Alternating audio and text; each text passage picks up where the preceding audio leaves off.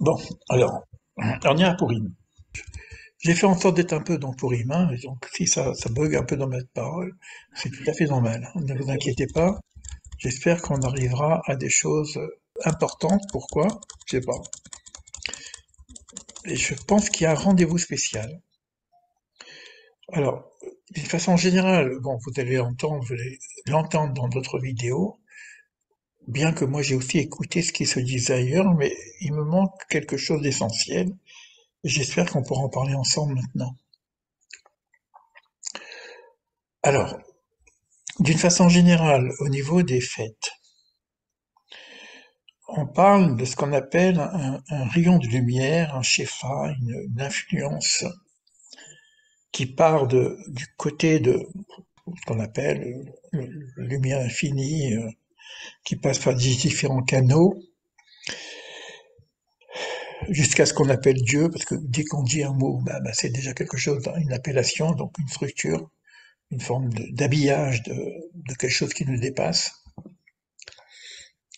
Et cette influence va jusqu'à notre monde.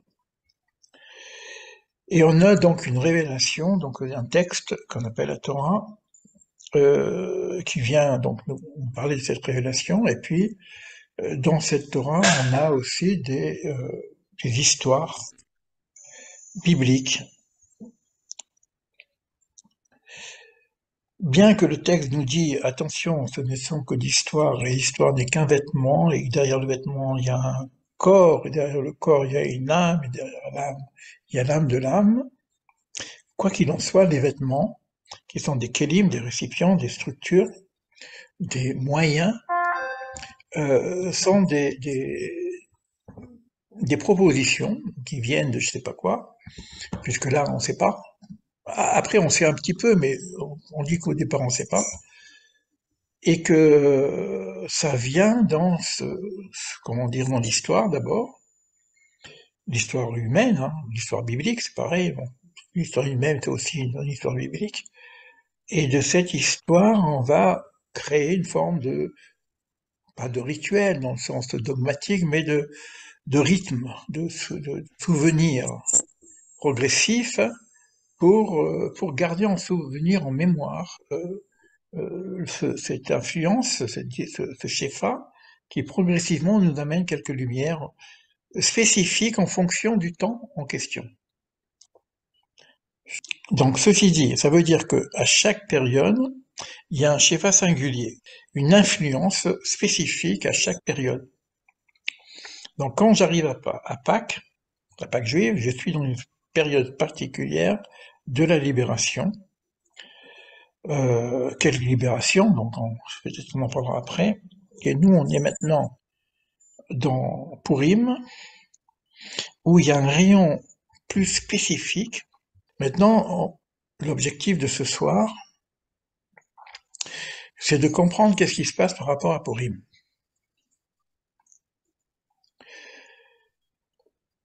Et si je regarde l'histoire du cycle des fêtes, on est dans la Bible, hein, on est dans le cycle biblique, hein. Il y a certainement d'autres choses qui se passent ailleurs dans le monde pour ces initiés, ces sages des nations qui n'ont peut-être pas accès à la Bible, mais qui ont accès à leur propre Bible. Ils ont donc d'autres références d'expression que ce que moi je vais dire aujourd'hui, donc je reste sur la référence biblique.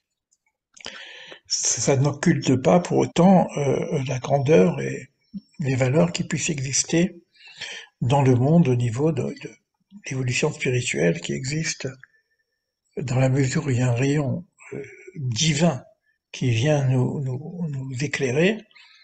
Ça peut pas être un rayon spécifique uniquement pour une certaine communauté personnelle dans une partie du monde. Donc ce rayon, il vient parler au monde entier, et il va prendre la forme singulière de chacune des traditions qui existent dans le monde. Je pense que vous avez compris ce que je veux dire. Maintenant, qu'est-ce qui se passe à Purim? Alors, Purim, c'est caché de caché. C'est vraiment fermé. C'est une fête populaire. Les gens se déguisent, on boit. Moi, je commence à boire un petit peu aussi pour m'aider à vous parler. Vous avez entendu là? Les Chaim. Donc Purim, c'est qu'il y aurait quelque chose dans Purim qui serait au-delà de tout ce qu'on peut connaître déjà. Alors, si vous avez des connaissances, on ne peut pas rentrer dans Purim avec les connaissances que vous avez. Et moi, je vais commencer par les connaissances que j'ai d'ailleurs, hein. L'idée, c'est pas de vous dire ce que je sais déjà, que vous avez entendu 1000 fois. L'idée, c'est d'en parler maintenant pour arriver à ce qu'on ne connaît pas. La première des fêtes au niveau biblique, ce serait la Pâque juive et non pas Rosh Hashanah, comme on l'a déjà dit plusieurs fois. Rosh Hashanah qui est la création du monde et premier jour de l'an pour l'universel, mais ça veut dire que si je fais le cycle des fêtes, ça te termine par Purim. Et après, on refait le cycle. Si on n'a pas compris pendant Pessah, bah, il faut recommencer. Et si on n'a pas compris Purim, il faut recommencer. Mais là, comme on a Purim, peut-être que si on arrive à comprendre ce qu'on ne peut pas comprendre, bah, peut-être qu'on ne va pas recommencer de la même façon. D'accord? Donc, Purim, c'est la dernière des fêtes. Et comme c'est écrit, sauf Maaseh Barachar Mechila, sauf Maaseh, tout ce qui est à la fin de l'œuvre, mais Marshava Techila, et au début de Techila, et au début de l'œuvre, je donne donc exemple. Quelqu'un qui veut construire une maison, il a d'abord dans la tête. Mais on ne peut pas savoir ce qu'il a dans la tête tant qu'on n'a pas vu la maison. Donc, sauf Maaseh, ce qui est à la fin de l'œuvre, mais Marshava Techila, et au début de la pensée, donc la personne, il a une pensée dans sa tête, dans la maison, et on ne peut voir l'œuvre que lorsque la maison est faite. Ça, c'est clair. Je crois que j'ai été clair là. Donc, si Purim est la dernière des fêtes, c'est donc l'œuvre finale. Et cette œuvre finale dont est inscrite au début, donc dans Bereshit. Dans la pensée du début, sauf Maaseh, à la fin de l'œuvre, c'est-à-dire la fin de l'œuvre, c'est quoi? C'est la fin de toutes les fêtes, c'est Purim. Mais Marshava est dans la pensée, Marshava, Bechila au début, donc on devrait retrouver Purim dans le début, donc dans Bereshit. Et qu'est-ce qu'il y a dans le début? Ben, la lumière. Donc une révélation. Et c'est quoi cette révélation? Ben, c'est ce qu'on va essayer de comprendre. Tout en sachant que on ne peut pas le comprendre. Pourquoi? Parce qu'il y a un besoin de comprendre au moins la première révélation de la première fête. Et la première fête, c'est Pessah, la Pâque juive. Donc je ne peux pas comprendre la fin du système si j'ai pas compris le début. Et le début, c'est le premier niveau de révélation. Ce niveau de révélation qui est sorti d'Égypte, si j'arrive pas à sortir d'Égypte, je vais voir le monde avec une Égypte dans ma tête. Je peux pas voir le monde autrement qu'avec cette Égypte qui est dans ma tête. Impossible. Si je sors d'Égypte, à ce moment-là, je peux comprendre qu'est-ce qui se passe à Shavuot, c'est-à-dire la Torah, la révélation de Torah. Et si je continue, j'ai compris ce que c'est la révélation, à ce moment-là, je peux comprendre qu'est-ce qui se passe à la troisième fête, ce qu'on appelle Sukkot, où on vit dans des cabanes. Dépouillement total de toute la contingence, même avec un toit au-dessus du ciel bon, on sort de la maison, on est connecté avec ce qu'on appelle Hachem. Donc ça, c'est un petit peu cette idée de première prune. Donc un secret, il y aurait donc un secret de la création qui est caché dès le départ. D'ailleurs, on appelle ça Aster Panim. Et donc, il y aura un premier niveau de révélation. La création ne peut exister que celui qui crée, l'émanateur, la lumière infinie, se cache, se retire. Parce qu'on serait complètement allumé complètement par rapport à cette force. Qu'il y a que Dieu, on n'existe plus, quoi. Donc cette idée du Tzimtzum, de création, c'est que Dieu se retire pour laisser un espace possible à la création,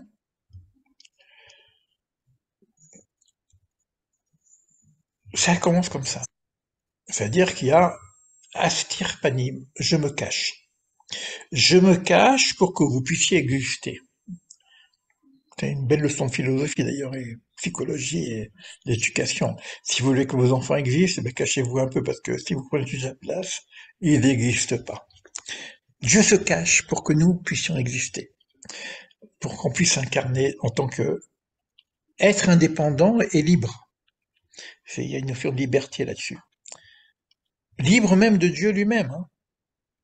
Après, tout notre travail est de retrouver notre relation avec lui. Hein. Donc, ce premier niveau, c'est le niveau qu'on appelle astirpanim, la face cachée de Dieu, nécessaire à la création. Mais Purim va plus loin. Purim vient nous dire astir panim, caché, je cacherai ma face. C'est un double voilement. Donc, c'est-à-dire que si on arrive à sortir de ce premier voilement qu'on appelle au niveau de la création, qui va s'exprimer par ce niveau de dévoilement qu'on pourrait avoir à Pessah, c'est-à-dire à la sortie d'Égypte, c'est pas fini. C'est juste un premier niveau. Et qu'est-ce qui se passe dans ce premier niveau? C'est-à-dire ce dévoilement qu'on pourrait avoir, parce qu'on a aussi le guide hein, pour nous aider à sortir de cette Égypte. La Torah vient nous révéler ce texte qui nous aide à sortir de cette Égypte, que la contingente, Avodakasha, le travail difficile, tu enfanteras dans la douleur.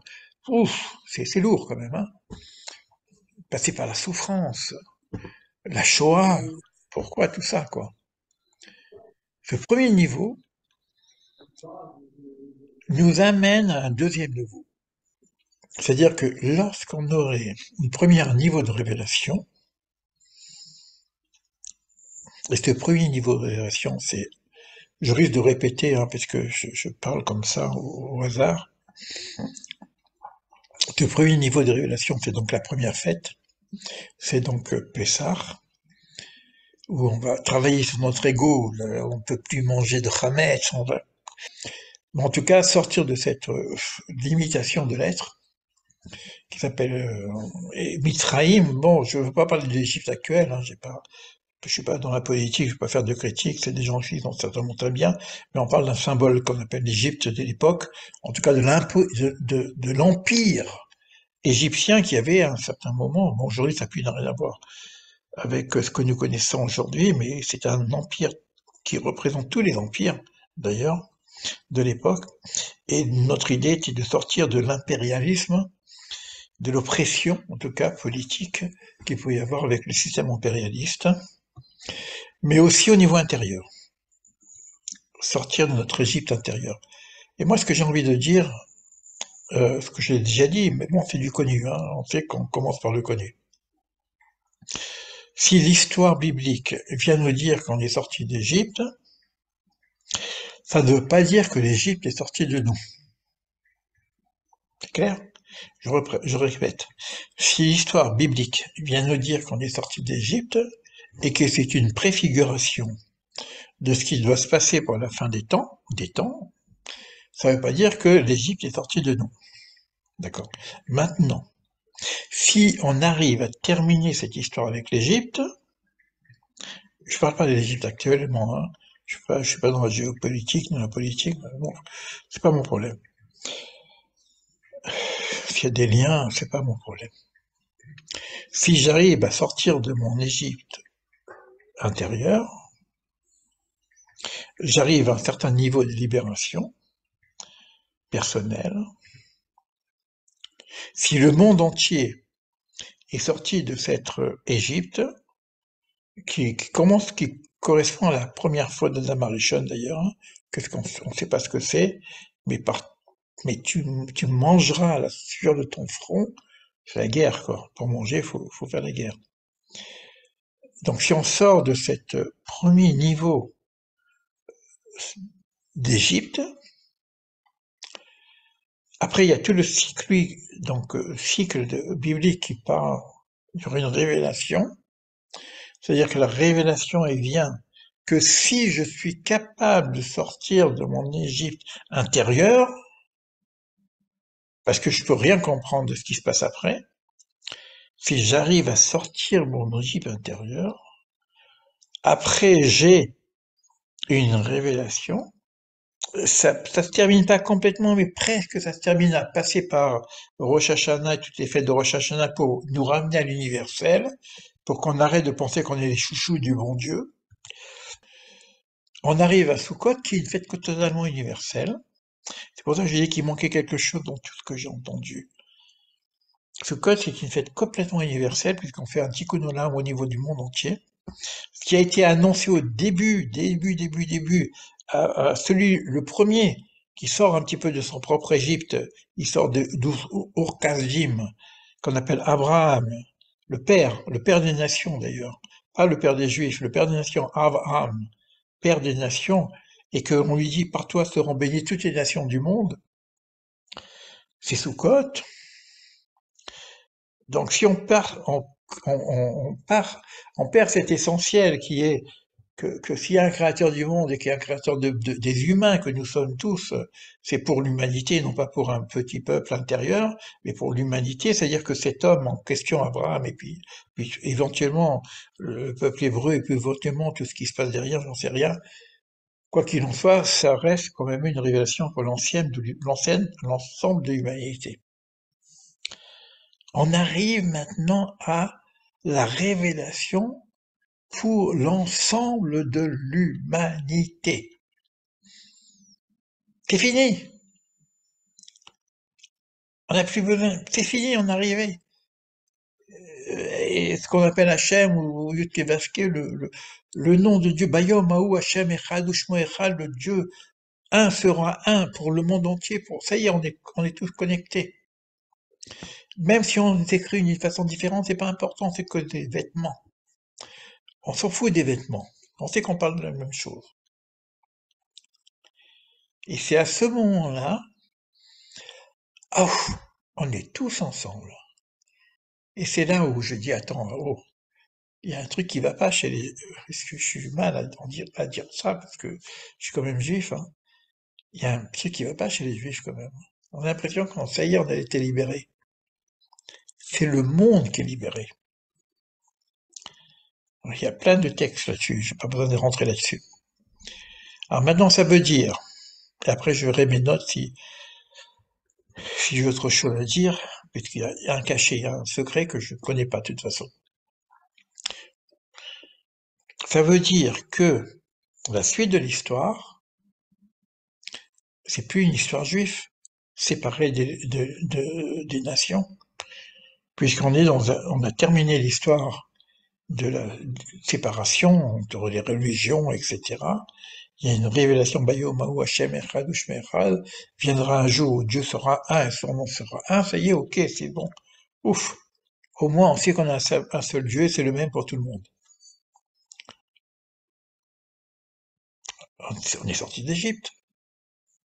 Et à ce moment-là, la tradition nous dit que, à ce moment-là, comment ça se passe, j'en sais rien, le Mashiach et tout, Ben David, Ben Yosef, quelle que soit sa forme, c'est pas la peine de rentrer dans les divisions, parce qu'on va sortir des divisions. Il n'y aura pas de division à ce moment-là.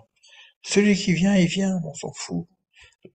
On s'en fout de l'image, de la forme extérieure qu'il aura. Parce que de toute façon, il n'y a qu'un seul. Sauveur, c'est le maître du monde, quel que soit le nom qu'on lui donne. Mais une fois qu'on a fini ça, ce que vient nous dire Purim, c'est qu'on passe à autre chose. Et dans cette autre chose, c'est l'humanité entière qui est concernée. Et ça, j'ai pas tellement entendu ces choses-là. Il y a un deuxième niveau de révélation, Astir, Aster, Panim. Caché, je cacherai ma face. J'ai enlevé le premier voile. On a réparé les premières conneries. C'est le vrai terme. qu'on a fait au niveau des divisions entre nous, avec que ce soit la tour de Babel, avec Caïn, le premier crime de l'humanité. Ce que je suis en train de dire, c'est que il va y avoir une révélation du cachet. Le cachet, c'est Hachem. Quand on dit Hachem, Yudke Vavke, le nom divin. Shema Israël, Hachem, Shema Israël, écoute Israël, Hachem, Yudke Vavke, Elohim, le Dieu, Elohim, créateur, maître du monde, mais en même temps maître de la nature. Hachem, Yudke Vavke, Echad, un. Donc tout est là-dedans. Quand on arrive à ce premier niveau de révélation, on arrive à la révélation du Hachem, Mipurim, qui est le cachet du cachet, vient de dire en même temps que Hachem est un premier niveau de révélation, mais c'est un nom. C'est compliqué ce que je vais vous dire. Dès qu'il y a un nom, c'est déjà une expression de l'organisation de ce monde. Hachem, le nom. Même si c'est Yudkevavke, c'est vraiment l'organisation globale pour que l'ensemble de l'humanité puisse se réunir, Echad, un. Et en même temps, c'est en rapport avec l'amour. On verra si j'arrive jusqu'au bout. Mais ça veut dire que c'est une expression, à partir du moment où c'est une expression, c'est un habit, c'est une capacité pour nous de capter, de saisir quelque chose dans ce monde qui s'appelle Hachem, de quelque chose qu'on ne peut pas capter, qu'on appelle Ein Sof, l'infini, le monde infini. Ça veut dire que c'est en même temps un habit. Mais s'il y a un double voilement, c'est lorsqu'on arrive au saisissement, Bayomahu Hashem Echad, Beyadaat et Hashem, et tu connaîtras Hashem, tu connaîtras le nom. Une fois qu'on a saisi ce nom, alors là, on peut rentrer dans Purim. Une fois qu'on arrive à l'ère messianique, c'est-à-dire qu'on a la révélation du Shem, à ce moment-là commence une nouvelle histoire, inconnue, on verra un peu si je peux aller plus loin, j'en sais rien. C'est-à-dire qu'il faut arriver à sortir du connu pour connaître l'inconnu. Et cet inconnu, c'est pas, c'est un truc difficile pour moi-même, On peut parler de quelque chose au-dessus, plus grand que Hachem, je serai que je serai Ani Hachem. C'est-à-dire qu'il y a une forme d'incarnation dans le nom, dans la structure, dans la finitude, dans le monde, dans ce monde qui est le Dieu dans toutes choses, et qui va prendre des formes, et qui va prendre même des noms, différents à chaque fois en fonction de la fonction qu'il aurait dans ce monde. Parfois il serait Shakai, le monde, le dieu de la limite. Parfois il serait Tsevaot, le dieu de la guerre. Je ne sais pas ce que ça veut dire, c'est pas grave. Mais parfois il sera Yotkevavke, le dieu de l'amour, le dieu de l'unité, le dieu de la réunification de toutes choses. Et derrière ça, Purim, qui nous amène à quelque chose qui va derrière encore tout ça, qui est ce qu'on ne connaît pas. Donc il y a plusieurs niveaux de libération. Même quand on arrive à la finalité de ce cycle, qui va durer 6000 ans, on aurait un autre niveau qu'on ne connaît pas. Et Purim vient de dire, jusqu'à ce que tu ne saches pas. Tant que tu sais, tu ne peux savoir que dans le cycle de ces 6000 ans. C'est puissant ce truc-là. C'est-à-dire que maintenant que je suis connecté avec Hachem, ce qu'on appelle le nom, je peux savoir qu'est-ce qui est caché dans Hachem, au-delà du nom, qu'on appelle son nom. Alors, moi, je me suis posé une question là-dessus. C'est compliqué ce que je vais dire. Ces idées-là existent déjà. Élie, j'ai pas entendu ta première phrase. Qu'est-ce qui existe déjà? Cette idée du nom, du sans-nom. Donc ça veut dire que si Purim est quelque chose qui n'est pas connu, ça doit être au-delà même de ce on croit comprendre de ce qui est déjà donné, révélé, même parmi les nations qui ne parlent pas, qui parlent du son nom, qui parlent de qui est la fusion de la lumière infinie. Même nous aussi, on en parle de cette lumière infinie, mais on veut pas fondre à ça. Donc, il y aurait quelque chose de nouveau.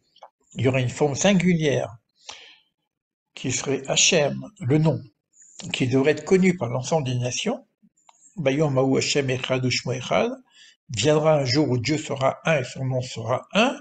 C'est-à-dire qu'on aura à un moment donné une forme de convergence, de communion entre tous les humains par rapport à l'idée d'un Dieu qu'on ne peut pas définir.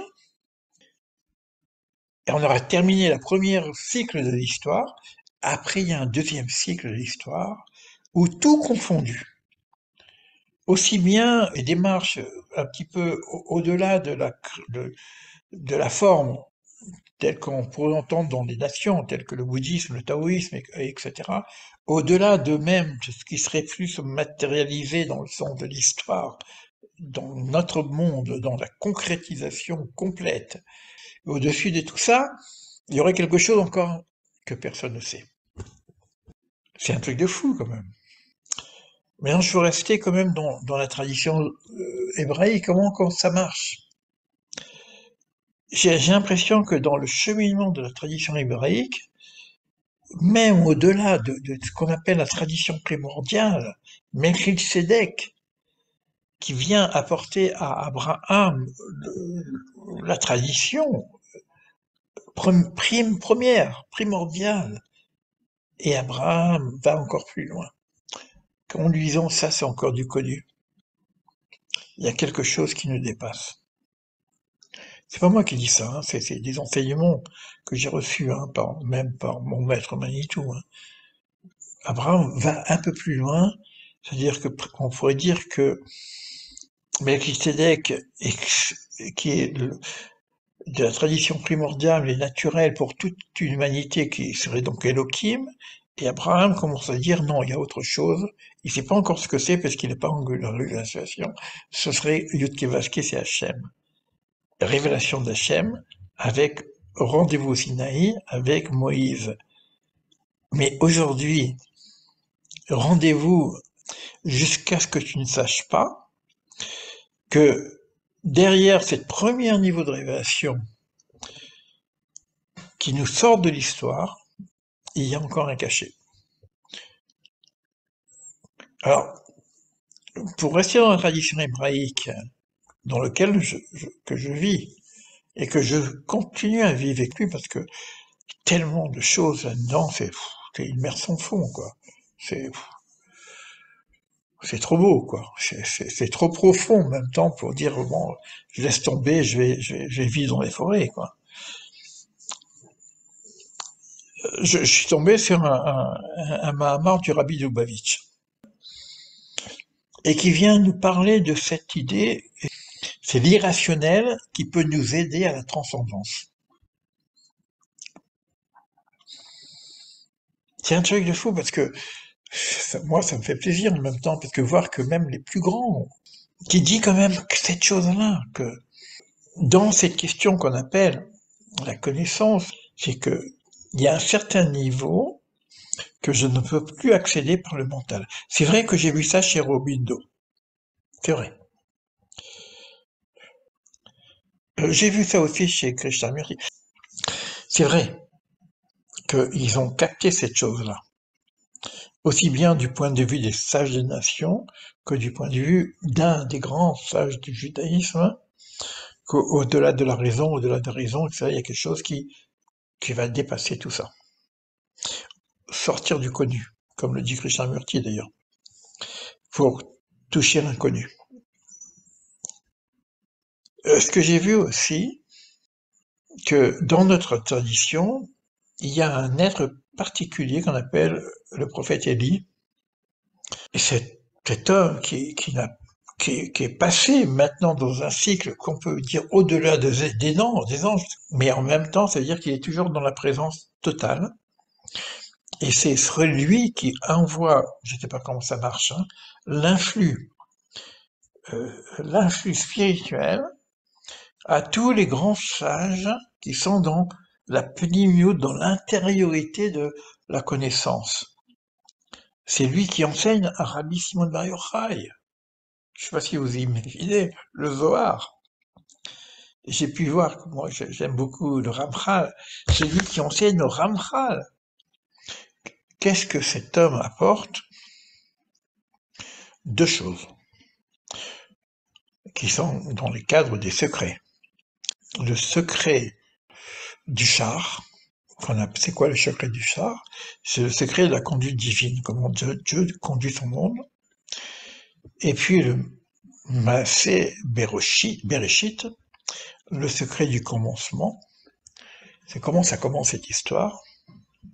Et comme dans ce commencement il y a la fin, et que cet homme qui connaît le début, donc qui connaît la fin, il vient enseigner au début à Rabbi Shimon Bar Yochai, le début, et il vient enseigner au Ramchal la fin. Il y en a un cycle, du début à la fin. Donc ça veut dire qu'en même temps que quelque chose qui est caché, il serait presque, je sais pas ce que je dis là, qui serait presque avant le début et avant la fin, quoi. Et ça serait pour Purim, énorme.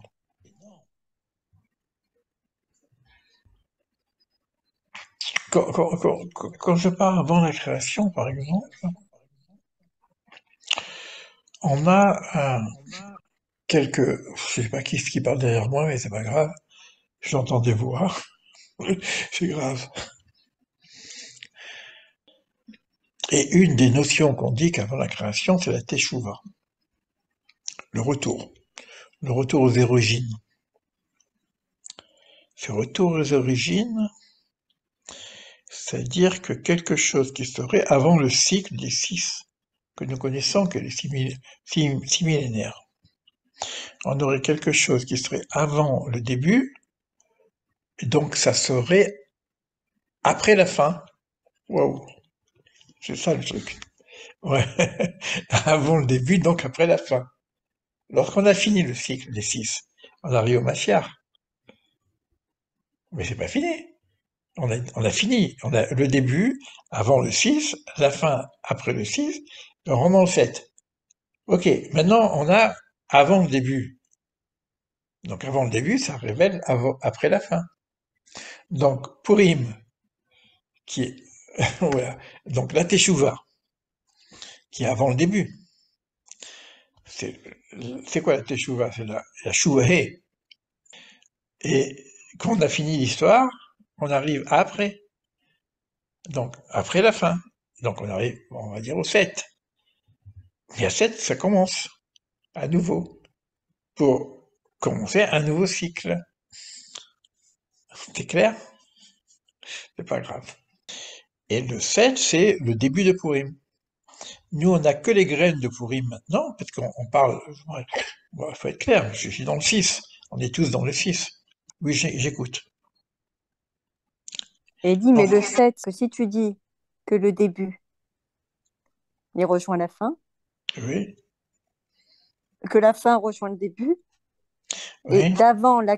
Eh ben, ça veut dire que ce retrait ne sera plus, que les canaux vont être omis, oui, reliés. oui, exact. Oui, oui, bien sûr. Oui, oui, oui, je sais pas ce que tu dis, mais je comprends. Je suis d'accord. Tu sais pas ce que je dis, mais tu comprends. Ok. Oui, non, mais Oui, bon, parce qu'on ne sait pas ce que c'est. mais exactement. Oui, Oui, oui, mais c'est ça, les cachets. exactement. Il y en a qui ont pris la potion magique au début, quoi. Donc ils ont même plus besoin de l'histoire. Ils sont déjà dans la potion magique. Mais bon, mais la plupart des gens ne sont pas dans la potion magique, ils sont dans l'histoire. Mais comme on ne sait pas, le savoir, il est que dans le 6. Ok, on va quand même parler même de de ce qu'on croit connaître. Ce qu'on croit connaître. Dans le cycle des six, ce qu'on pourrait croire connaître. Veyada et Hachem, et tu connaîtras Hachem. Ça, c'est la finalité de ces six. Celui qui pourrait connaître Hachem, il arrivait à la fin des six. Maintenant, si j'accepte cette idée, que Hachem, c'est un premier niveau de révélation du 6. On passe au 7. Personne ne sait de quoi il s'agit. Dans le 6, on sait que Hachem, c'est Echad. On ne sait pas ce que c'est, sauf ceux qui savent. Puisque c'est la révélation messianique. Ok, on arrive. On a touché. On serait arrivé. Quelques privilégiés y arrivent. Deuxième niveau de révélation, c'est que Hachem cache quelque chose. Hachem, c'est un nom. Donc quelque chose au-delà du nom. Or, ce qu'on sait dans le 6, comprendre, mais pas saisir, que si j'arrive à premier niveau de révélation Hachem, le deuxième niveau de révélation pourrait être amour. Mais ça veut dire que personne ne sait ce que c'est l'amour. J'ai déjà dit ça une fois. Et si c'était ça, le secret, que personne ne connaît, même ceux qui en parlent. Je sais pas, hein. Ça bien tombe comme ça. Hein. C'est-à-dire que normalement, si je suis honnête, intellectuellement honnête, dans un processus intellectuel et en même temps initiatique et en même temps tout ce que vous voulez. Si derrière cette notion d'Hachem, c'est pas moi qui dis ça, hein. Attention, hein, j'ai quand même des référents pour oser dire un truc comme ça, parce que sinon, Ben Ishraï. Ben Ishraï est connu, bon, c'est un grand sage, etc., qui vient dire que tout ce qu'on dit sur Dieu, personne ne comprend. Même sur Hachem. Il va loin, lui, hein, en disant que Hachem n'est qu'un habit, puisqu'il a un nom. C'est marrant que le Tao dit la même chose. Ça, c'est à part. À partir du moment où il y a un nom, c'est qu'il y avait un habit, une expression, une agadate, une façon de conduire le monde. C'est la plus grande possibilité des conduits de ce monde. C'est ce qu'on appelle l'amour. Hachem. L'unité. La réaction, la connexion entre le bas et le haut. Que tout ce que je peux entendre d'idées de Dieu, ce ne sont que des vêtements.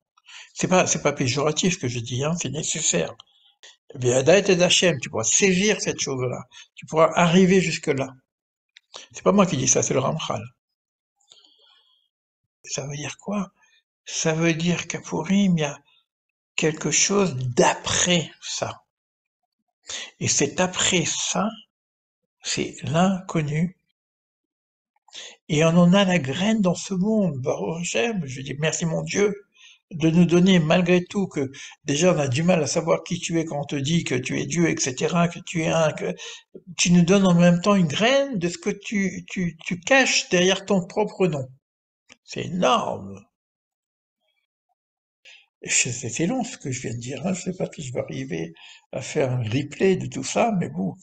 J'avais fait un travail de dépouillement personnel en quittant toute référence pour savoir qu'est-ce qu'il y a au-delà des références aussi. J'ai perdu le fil.